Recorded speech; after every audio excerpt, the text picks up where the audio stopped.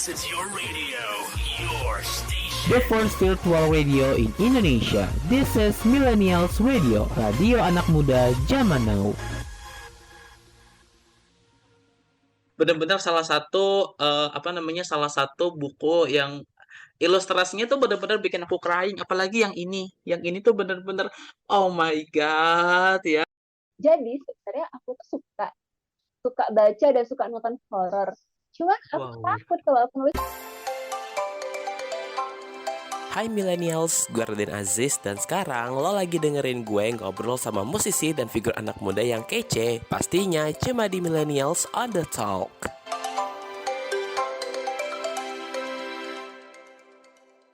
Millennials Radio, the first virtual radio in Indonesia, radio anak muda zaman now. Hai Millennials, gimana nih kabarnya? Gimana puasanya? Semoga aman-aman aja, lancar-lancar aja ya sampai dengan nanti hari kemenangan gitu ya.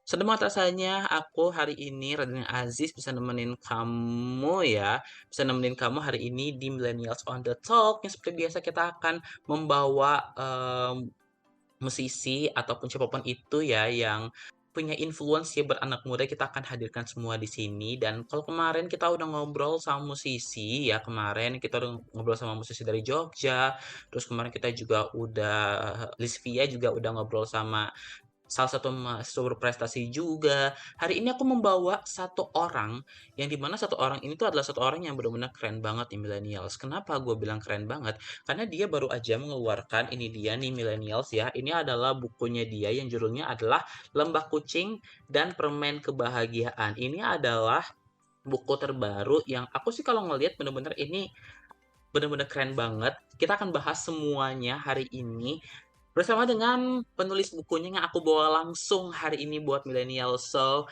nggak usah pakai lama lagi Millennials, ini dia Kak Farsha Bila. Hai Kak Farsha. Thank you for having me. Hai, thank you ya sebelumnya ya sudah mau ngobrol sama kita hari ini gitu. Jadi kita hari ini akan ngobrol tentang ini ya, buku-buku ini dan juga kita akan ngobrolin banyak hal tentang Kak Farsha Bila nih ya. Tapi sebelumnya nih aku pengen kasih tahu dulu ya sama Millennials, kalau misalnya kamu lagi dengerin Millennials on the Talk bareng sama gue Raden Aziz di Millennials Radio Podcast yang bisa kamu dengerin di beragam platform podcast ternama seperti Spotify, Reson, Noise Roof, dan juga RCTI Plus, dan juga bisa kamu dengerin juga di playlist 24 jam Millennials Radio yang bisa kamu dengerin juga dengan klik link di bio Instagram kita di @millennialsradio. Dan juga kamu juga bisa nih untuk bisa nontonin interview kita nih nanti ya di channel YouTube-nya Millennials Radio. Dan juga bisa kamu tonton juga di fitur Radio Plus di aplikasi RCTI Plus. Jadi jangan lupa di like, comment, share, dan juga di follow podcastnya dan juga di subscribe channelnya. Kita langsung aja Kak ngomongin hari ini tentang ini dia ya. Kita ngomongin tentang Kak Farsha Bila ini sendiri nih. Tapi boleh tahu nggak sih Kak, ini kan Kakak kan udah bisa dibilang udah 6 karya ya yang udah dibikin gitu sama Kak Farsha Bila sendiri. Nah, kalau boleh tahu nih, sebenarnya apa sih yang mendorong Kakak gitu untuk terjun ke dunia sastra ini gitu loh? Apakah mungkin sebelumnya udah ada bakat nulis kah atau gimana? Oke, jadi dari kecil itu aku memang suka baca dan nulis.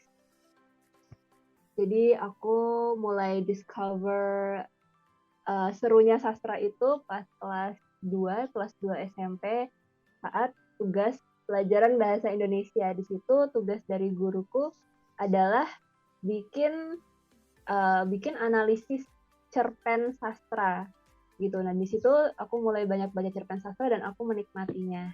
Dan sama dengan hal menulis malah sebenarnya mulai di umur yang lebih kecil lagi. Jadi pas SD aku udah mulai suka nulis dan ya nulis-nulis aja sih di buku catatan gitu.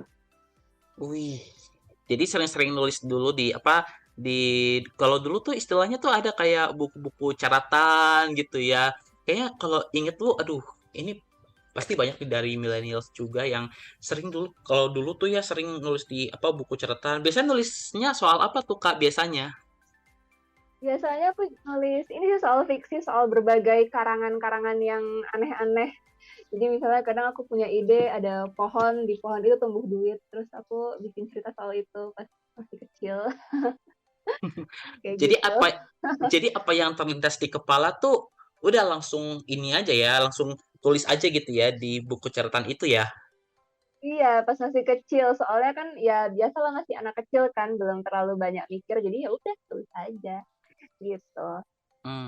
Oke oke. Nah, tapi kalau kita ngomongin lagi nih tentang karya terbaru Kakak yang ini nih, Lembah Kucing dan Permen Kebahagiaan. Nah, sebenarnya ada nggak sih Kak tantangannya nih dalam menulis karya terbaru ini nih Kak?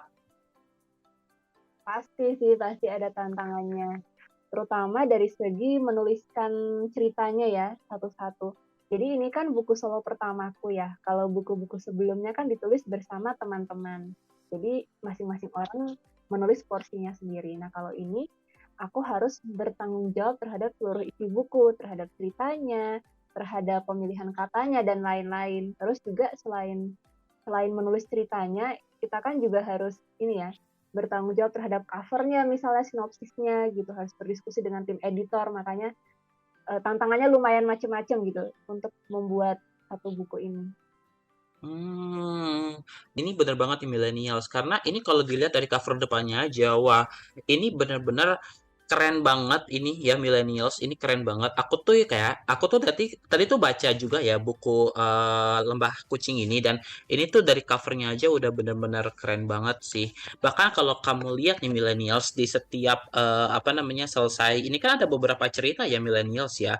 Kalau dilihat di daftar isinya sendiri, ini ada sekitar 7 cerita ya dari gadis dengan wajah berwarna sampai dengan Walian di yang part terakhir dan di setiap akhir ceritanya itu pasti selalu kita disajikan dengan yang namanya ini dia nih millennials. Ini dia adalah ya. Ini kayak ada ilustrasinya gitu millennials ya. Ada ilustrasinya yang ini bener-bener aduh aku crying sih Kak ngelihatnya gitu loh. Ini jujur ya Kak ya. Ini Makasih bener banget. Aku jujur jujur loh Kak, ini benar-benar salah satu apa namanya salah satu buku yang ilustrasinya tuh benar-benar bikin aku crying, apalagi yang ini. Yang ini tuh benar-benar oh my god ya. Ini benar-benar asli. Ini kalau boleh tahu Kak, ini siapa yang ngedit ilustrasi sebagus ini dan gimana ceritanya akhirnya sampai Kakak bisa berpartner dengan dia nih untuk membuat ilustrasi yang keren ini Kak? Oke. Jadi ilustratornya itu adalah dari pihak penerbit Litra Media Tama ini. Gitu. Jadi aku sepaket penerbitkan dan ilustrasi. Oh oke. Pantes ya jadi sekeren ini ya millennials ya. Ini wajib banget sih kamu kalau misalkan dapetin buku yang satu ini. Apalagi ini lagi pre-order ya Kak ya dari tanggal 16 April kemarin bener ya? Pre-ordernya sebetulnya udah selesai dari tanggal 2 sampai 16 April. Oh oke. Iya. Sorry. Jadi udah selesai ya. Jadi buat yang kemarin udah dapat bukunya selamat, tapi buat yang belum berhasil dapat bukunya, nanti silakan bisa dicari-cari ya di toko buku ya, siapa tahu udah ada gitu ya. Buat yang mau beli buku terbarunya Farsha Bila, Lembah Kucing dan Permen Kebahagiaan, kamu bisa ngedapetin bukunya di online store Owl Bookstore yang ada di aplikasi Shopee, serta di pos bookshop baik di toko buku fisiknya ataupun melalui online store-nya di Tokopedia. Jadi yuk, gas yuk beli! Karena kan ya butuh proses lagi kan untuk distribusi ke toko bukunya gitu. Oke, kita ngomongin lagi tentang karya keenam kakak yang satu ini yang Lembah Kucing dan juga Permen Kebahagiaan. Kenapa sih nama bukunya itu Lembah Kucing dan Permen Kebahagiaan dan ada nggak sih inspirasi tertentu di balik penamaan dari buku ini Kak? Oke, jadi Lembah Kucing dan Permen Kebahagiaan itu sebetulnya adalah salah satu judul kisah yang ada di buku ini. Kenapa judulnya Lembah Kucing dan Permen Kebahagiaan? Karena sebetulnya cerita ini tuh awalnya terinspirasi dari cover salah satu buku catatan yang aku sering pakai buat nulis. Jadi di buku catatan itu covernya ada kucing, terus belakangnya tuh kayak gunung-gunung colorful. Nah di situ aku punya ide, wah ini kayaknya bagus nih jadi apa ya, kayak semacam lembah kucing, terus ada kucingnya, dan di situ ceritanya kenapa permen kebahagiaan, karena tokoh utamanya itu dia mencari kebahagiaan gitu, dan ceritanya di sana kebahagiaan itu bisa dia dapat kalau dia memperoleh sebuah permen. Wih, mantap. Jadi ini benar-benar ya millennials kalau kamu baca nih di bukunya ini benar-benar udah diterangkan lengkap semuanya ya kisah-kisahnya gitu dan ini kan aku iseng-iseng tadi ke depan ya kayak untuk lihat testimoninya. Aku tuh menyetujui salah satu testimoni yang bilang kalau misalkan cerita-cerita yang ada di buku ini tuh membuat orang-orang dewasa seperti kita tuh kita juga bisa loh menikmati cerita-cerita fiksi. Jadi nggak selalu anak-anak aja yang menikmati cerita fiksi ini. Bener-bener pengemasannya juga keren banget sih Kak. Asli keren banget. Buat yang mau lihat bukunya seperti apa, boleh yuk dicek video podcastnya di channel YouTube Millennials Radio. Takjub, Makasih Aziz. takjub loh. Takjub aku Belajar, beneran ininya gitu. Ta- Makasih. Tapi apa sih Kak yang ngebuat Kakak sendiri tuh tertarik gitu untuk membuat buku bergenre fiksi ini gitu dan pernah nggak sih Kakak tuh kepikiran gitu untuk bikin buku yang genrenya tuh di luar fiksi gitu loh Kak? Mungkin pernah kepikiran kali Kak untuk bikin genre horor kah atau mungkin genre apa kah gitu loh. Oke. Jadi sebenarnya kenapa aku milih nulis fiksi ya, jawaban paling sederhana karena aku sendiri juga suka fiksi gitu. Aku adalah pembaca fiksi dan dari kecil juga aku suka, baca cerita fiksi, nonton film yang sifatnya fiksi, seperti itu. Karena menurutku fiksi itu punya kekuatan untuk menyampaikan nilai-nilai yang lebih kompleks dibanding cerita non-fiksi. Karena semuanya relatable dan disampaikan dengan cara yang familiar sama kita. Terus tadi pertanyaan Aziz yang kedua soal ini ya, alasan apakah aku kepikiran bikin buku non fiksi gitu ya? Betul? Oke. Sebenarnya saat ini aku lebih prefer untuk fokus ke fiksi karena itu hal yang sudah aku geluti lama dan juga aku paling suka. Namun ya kembali lagi nggak menutup kemungkinan. Siapa tahu kan nanti kan aku menguasai ilmu baru kemudian aku develop ke non fiksi, who knows gitu. Cuman tadi sih yang aku rasa menarik juga dari pertanyaan Aziz, kenapa nggak horor? Jadi sebenarnya aku tuh suka baca dan suka nonton horor. Cuman aku takut kalau aku nulis horor tetap didatengin sama hantunya. Jadi kayaknya stop dulu deh. Ngumpulin keberanian dulu. Oh gitu ya. Takut tiba-tiba lagi nulis tiba-tiba kayak aduh kok ini badan gue merinding gitu ya. Iya. Iya, soalnya aku kan sering baca tuh misalnya orang yang nulis horor katanya pas nulis horor ceritanya jadi atmosfernya jadi ikut serem gitu. Jadi aku jadi ikut tersugesti gitu ya walaupun nggak tahu benar atau enggak. Iya sih, bener banget. Nah, tapi ini kita balik lagi ya, kita ngomongin tentang hobi Kakak si menulis ini gitu. Kalau aku tanya sejak kapan, mungkin tadi ya sejak kecil tadi ya udah hobi menulis gitu loh. Tadi dengan apa nulis di buku catatan dan sebagainya. Tapi sebenarnya apakah Kakak ngerasa menulis itu sendiri menjadi sebuah passion buat Kakak gitu? Iya, menurutku itu adalah passionku. Karena tadi ya aku udah melakukan ini dari lama dan aku menikmatinya gitu dan apa ya stay gitu loh. Stay setelah bertahun-tahun.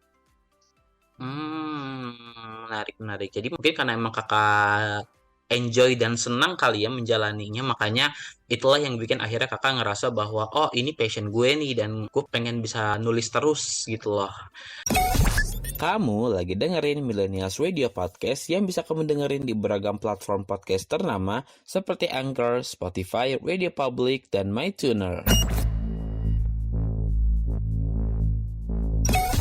Kamu lagi dengerin Millennials Radio Podcast yang bisa kamu dengerin di beragam platform podcast ternama seperti Reso, Noise, Roof, dan RCTI+.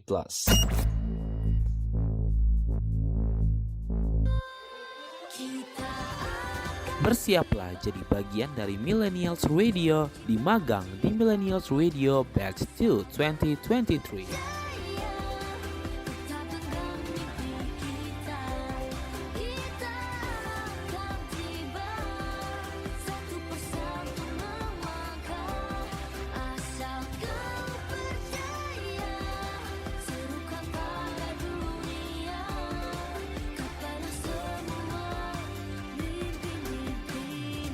Serukan suaramu, serukan mimpimu pada dunia.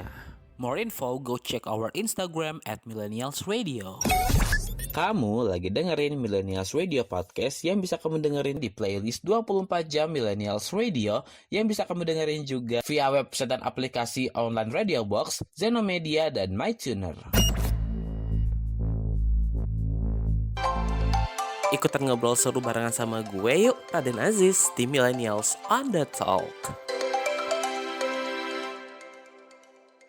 Oke, nah tapi ada nggak sih Kak sosok penulis buku nih yang jadi inspirasi Kakak dalam berkarya gitu? Mungkin pernah baca bukunya siapa gitu loh. Kalau ada, kasih tau dong Kak, siapa sih penulis buku yang jadi inspirasi Kakak itu dan kenapa Kakak ngidolain dia dan pernah ketemu sama dia nggak? Nah, oke.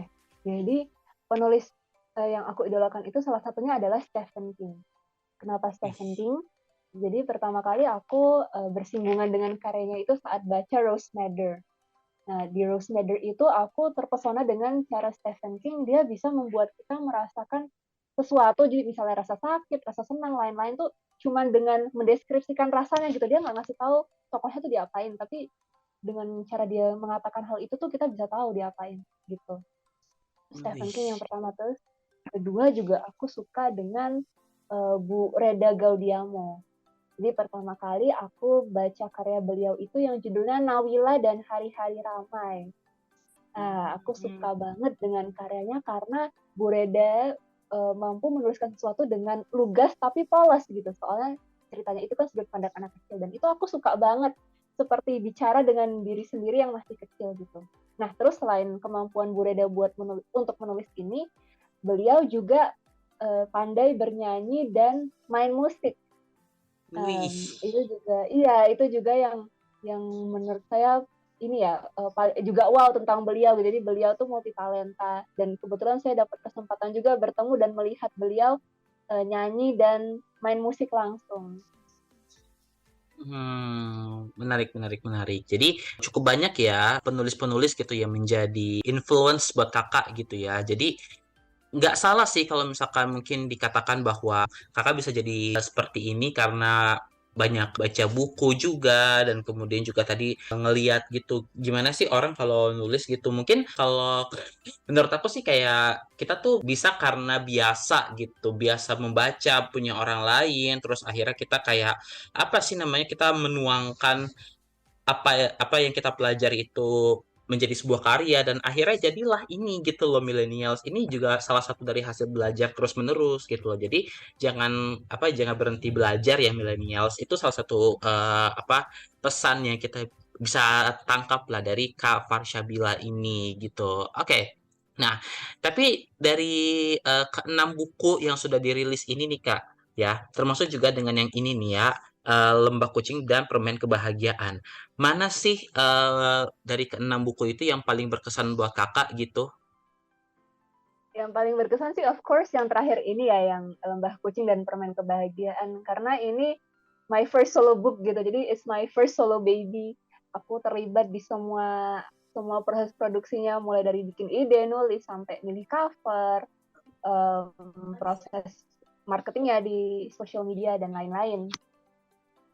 Wih, jadi bisa dibilang ini adalah karena memang ini adalah buku pertamanya Kakak, jadi ini yang paling bisa dikatakan memorable ya buat Kakak ya, yang akan diingat sepanjang hayat gitu. Bahkan mungkin kalau misalkan bisa cerita ke anaknya Kakak nanti, Mama dulu punya karya juga ini gitu. Wih, keren.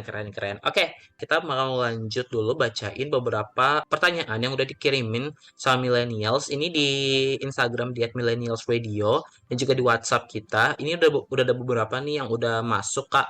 Aku izin bacain ya Kak ya, pertanyaan dari millennials. Yang pertama dari @albert_in_need. Wah, ini sering banget interaksi nih Kak. Tutor jago nulis novel di Wattpad dong Kak.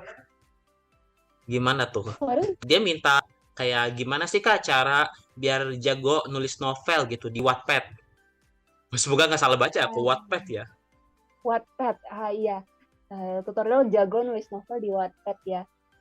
Sejujurnya sih aku belum pernah menggunakan Wattpad untuk bikin tulisan. Cuman aku pernah sih memang baca-baca beberapa tulisan di Wattpad. Kayaknya kalau kalau tutorial nulis novel di Wattpad dan media lain, rasanya sama aja sih. Misalnya mungkin pertama kita develop dulu premis. Jadi misalnya premis itu kan kasarnya kerangka cerita ya. Jadi premis yang bagus itu yang aku pelajari adalah yang misalnya ada premis awal itu tokohnya siapa, terus dia ada masalah apa, kemudian apa yang dia lakukan untuk menyelesaikan masalahnya itu, gitu. Hmm. Jadi pertama sih develop premis, terus kedua baru deh mengembangkan tiap tokoh ini. Jadi misalnya si A dia itu orangnya mungkin misalnya dia baik tapi pemarah, terus si B dia misalnya dia mellow tapi berani misalnya kayak gitu. Jadi bikin tokoh itu relatable sama pembaca dan menarik. Dan satu lagi nih yang aku pernah pelajari, jadi kalau bikin tokoh itu nggak ada tokoh yang 100% baik dan 100% jahat. Jadi bikinlah tiap tokoh tuh relatable dan bisa dicintai sama pembacanya. Jadi memang itu yang jadi tantangannya ya millennials ya. Jadi kalau misalkan mau menerbitkan sebuah karya, even itu cuma di Wattpad, ya nggak bisa sembarang kayak lu nulis-nulis aja gitu. Tapi ada faktor-faktor pentingnya juga ternyata yang harus diperhatiin juga ya, Kak Farsha ya. Nah, Benar, oke. benar. Oke, kita lanjutin ke pertanyaan yang berikutnya, Kak. Ini ada yang nitip pertanyaan nih, Kak. Salah satu ex-announcer kita nitip pertanyaan gini. Ada Oke. 2 pertanyaan ini dari Dimas AP di Bandung. Yang pertama, ada nggak sih, Kak, ritual unik yang Kakak lakukan sebelum menulis? Dan yang kedua, punya cara khusus nggak sih untuk ngatasin writer block? Oke, jadi pertanyaan dari Dimas ya. Yap. Pertama, ritual unik yang aku lakukan sebelum menulis. Sebenarnya aku nggak tahu sih ini unik atau enggak. Cuman aku suka kalau sebelum dan saat nulis itu sambil pakai back sound. Back soundnya tuh biasanya brown noise, sorry. Brown noise. Jadi kalau kamu search di YouTube ada kan ya brown noise yang suara kresek-kresek itu. Ya itu buat aku itu membantu aku konsentrasi dan tetap tenang gitu. Lalu kedua soal cara mengatasi writer's block. Writer's block itu pasti ada sih ya, dan pasti kita pernah kena lah di saat kita nulis dan udah lelah terus masih ada yang perlu ditulis tapi kehabisan bahan. Buat yang belum tahu writer block itu apa, jadi writer block sendiri merupakan suatu keadaan ketika penulis mengalami kebuntuan akan tulisannya. Mereka cenderung merasa kehilangan kemampuan menulis yang membuatnya sulit untuk melanjutkan dan menyelesaikan karya tulisnya. Cara aku mengatasi itu adalah pertama tinggalin dulu tulisannya, istirahat dulu, mungkin jalan atau kita makan. Terus juga kedua cari referensi. Bisa jadi kita tuh writer's block karena kita memang kehabisan referensi tuh nggak tahu lagi mau nulis apa. Nah referensinya tuh bisa macam-macam, bisa berupa buku orang, bisa berupa buku fiksi atau buku non fiksi, apapun yang berkaitan dengan topik yang sedang kita tulis. Wih, ini jawaban dari nomor kedua itu mungkin untuk yang masih pemula gitu ya, untuk penulis-penulis pemula gitu yang baru memulai gitu. Kadang kan suka aja gitu ada yang kayak kayak bingung nih mau nulis tentang apa kayak gitu. Padahal sebenarnya kalau kita mau cari-cari sebenarnya ide untuk bikin tulisan itu banyak ya kayak sebenarnya ya. Benar. Tinggal dari gimana caranya kita mengolah dari apa yang ada di sekitar kita dijadiin sebagai sebuah karya gitu ya. Itu yang jadi tantangan sih gitu. Oke.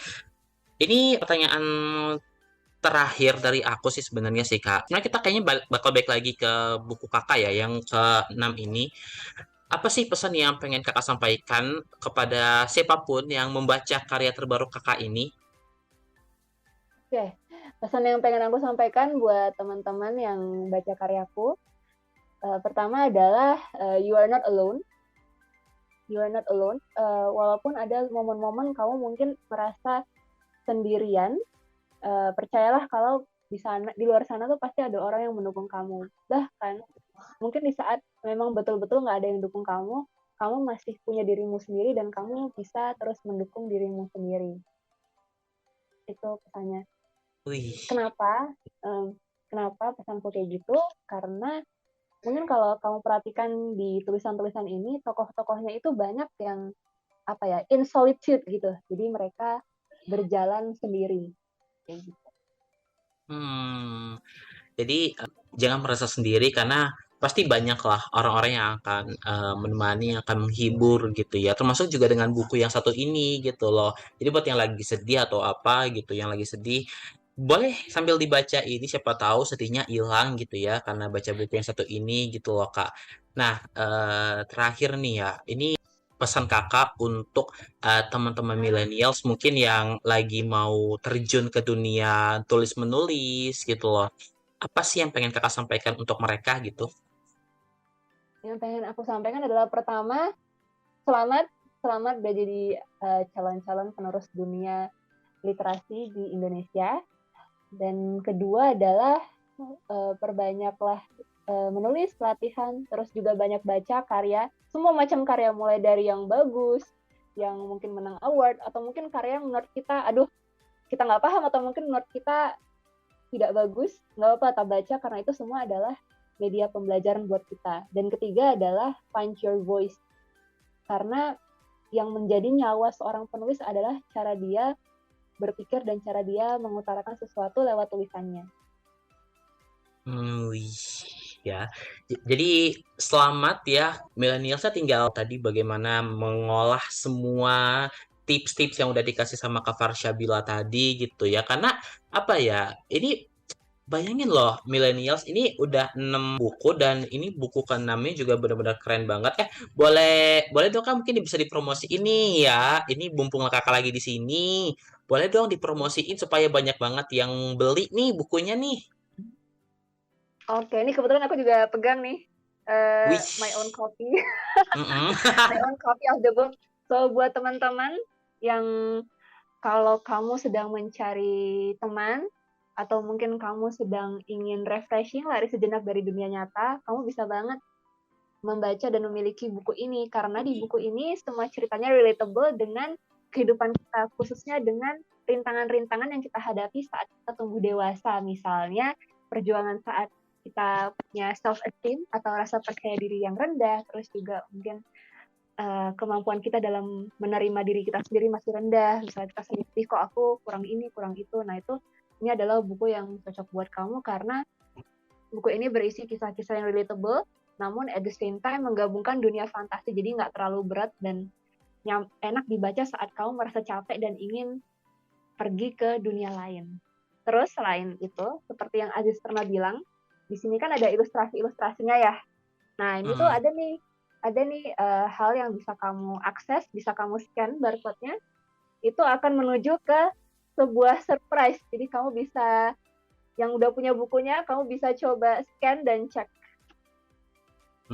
Ya. Ini QR-nya aku tutupin ya, biar millennials-nya ini sendiri ya, biar millennials beli sendiri dan scan sendiri ya, gitu. Jadi nanti bisa didapetin di toko buku ya, nanti bisa diceki-ceki aja, siapa tahu udah ada gitu ya. Buat yang mau beli buku terbarunya Farshabila, Lembah Kucing dan Permen Kebahagiaan, kamu bisa ngedapetin bukunya di online store Owl Bookstore yang ada di aplikasi Shopee, serta di pos bookshop baik di toko buku fisiknya ataupun melalui online store-nya di Tokopedia. Jadi yuk, gas yuk beli! Dan boleh juga kalau misalkan nanti mau dibikin reviewnya gitu ya, mau dibikin review bukunya, bisa di tag Farshabilanya gitu lah ya. Biar makin banyak gitu loh yang cuma 150-an halaman. Dan tapi ini benar-benar menginspirasi banget Kak dari 7 ceritanya ini gitu. Ini benar-benar review nggak dibayar dari aku ya buat bukunya ini. Jadi congratulations sekali lagi Kak buat bukunya ini. Congratulations. Semoga bisa laris nanti bukunya. Semoga sukses dan kita tunggu karya-karya berikutnya ya Kak ya. Amin. Makasih Aziz. Sukses juga selalu buat kamu dan Millennials Radio. Thank you. Terima kasih juga Kak Farshabila sudah nemenin aku di Millennials on the Talk kali ini. Sehat-sehat terus ya Kak ya. Sukses terus ya Kak. Maaf lahir batin ya Kak ya. Iya, maaf Udah mau lahir batin juga. lebaran.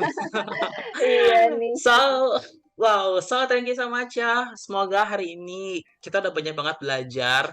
Banyak banget pelajaran-pelajaran yang udah kita dapat dari obrolan kita. Semoga manfaatnya juga nyampe ke kamu ya millennials ya. So, Sekali lagi terima kasih banyak sudah nonton dan juga dengerin Millennials Radio Podcast, a part of Millennials Radio, the first virtual radio in Indonesia, radio anak muda zaman now yang bisa kamu dengerin dengan klik link di bio Instagram kita di @millennialsradio untuk di playlist 24 jamnya.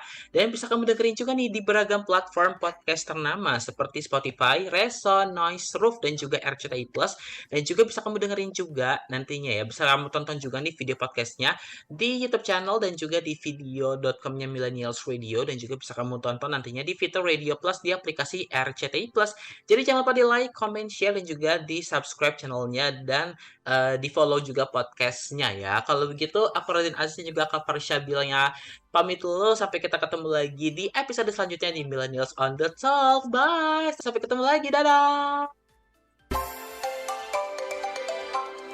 Hai millennials, gue Raden Aziz dan sekarang lo lagi dengerin gue ngobrol sama musisi dan figur anak muda yang kece. Pastinya cuma di Millennials on the Talk.